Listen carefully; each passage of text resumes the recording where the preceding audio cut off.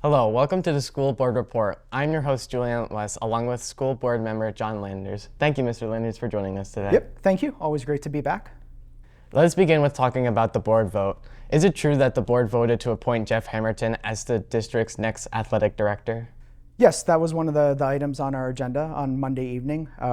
We knew several months ago that Marco was going to retire and accepted his resignation, and are very thankful for his service. Jeff served as assistant athletic director for the last 5 years. Obviously, he's a coach that a lot of people know in the district, both boys and girls basketball. And then we know our girls basketball team won the AAC championship this year with a 19-6 record. He's been a teacher at Robinwood Elementary for his entire teaching career, nearly 25 years. And he'll start the role on July 1st, which is kind of the first day of his contract. You know, he's a Boardman alum. His wife teaches at Boardman as well, so just a strong Spartan family, and we're excited to welcome him to this new role.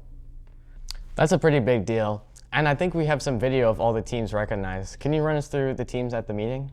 Sure. So recognition on Monday was probably the biggest and largest part of our meeting, and all the teams and individuals, it was definitely well deserved. So I think we have to start with our state championship team. Our girls bowling team won state, and then Caitlin Greenaway was the individual state bowling champion. So really proud of that team, and Coach Cullen and Coach Rohan. It was their 5th consecutive trip, I believe, to state for bowling. I think it's the 2nd team bowling championship. I want to say maybe back in 2010. And then both Caitlin and Marissa Funk made the kind of all-Ohio team, which I think is the top 10 places in the state individually. And then it's really good to see our township trustees joined us at the meeting and presented, kind of the road signs that occur when we run a state championship. So as you drive into the high school complex from Market Street, hopefully those should be up shortly. And I know the team enjoyed that moment to get to see those. So also had to recognize our boys bowling team, who also qualified for state and finished 12th at the state.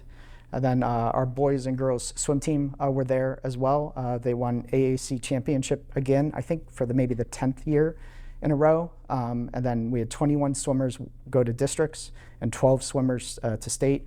And freshman Alex Taylor was the AAC swimmer of the year. So, and I think she's a freshman as well, so that's just really great accomplishment. Also recognized our girls basketball team, who were AAC champions with a 19-win season. They made it to the district tournament, and then Mackenzie Riccatelli was the AAC Girls Basketball Player of the Year, and I think just yesterday it was announced that she made All-State for girls basketball, I think as a special mention, so really great career for her. And then lastly, and as a Quiz Bowl alum, I'm super proud, but both our Quiz Bowl JV and varsity teams were Mahoning County champions this year, so very a lot of positive things across from the academics and the arts and athletics at Monday's meeting. Do you have any update on the superintendent search? Sure. I think we're trying to be transparent and clear to the community on how the search process is going. So we did release that survey, and then after the survey closed, we shared a summary of those survey results, which are available on our website. We had 534 responses across the community, including parents, including teachers, alumni, and students like yourself. To really see what the individuals want or are looking for in a new superintendent. So the position has been posted, and people are applying. And our schedule at this point is to probably do the first round of interviews starting the week of April 15th, with likely the second round being a week or two after that as well. We would really, are aiming and pushing to have the right candidate selected, prior to the end of the school year. So hopefully that they could enjoy some time with Mr. Saxton to kind of help with that transition and knowledge, because it's a big thing to run a school district. So it would be good to have that time.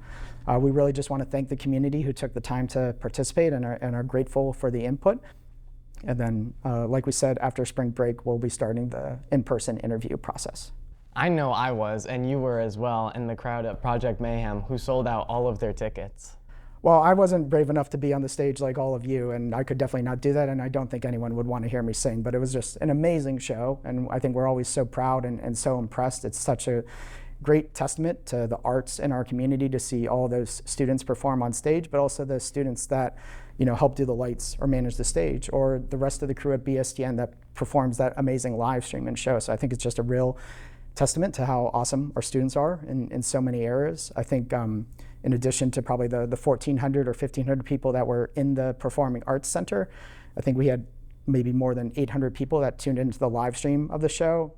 And I know last time I checked, I think it was over 2,000 views on the BSTN YouTube channel, which was a couple of days ago. So I know I might have rewatched it as well. So really great to see. And I know we're looking forward, not only just for the nicer weather, but for the stadium show on Friday, May 17th. And I'm hearing half the show will be new numbers. So let me know if there's a way I can request some songs. So A lot of updates and information. Is there anything else you'd like to talk about today?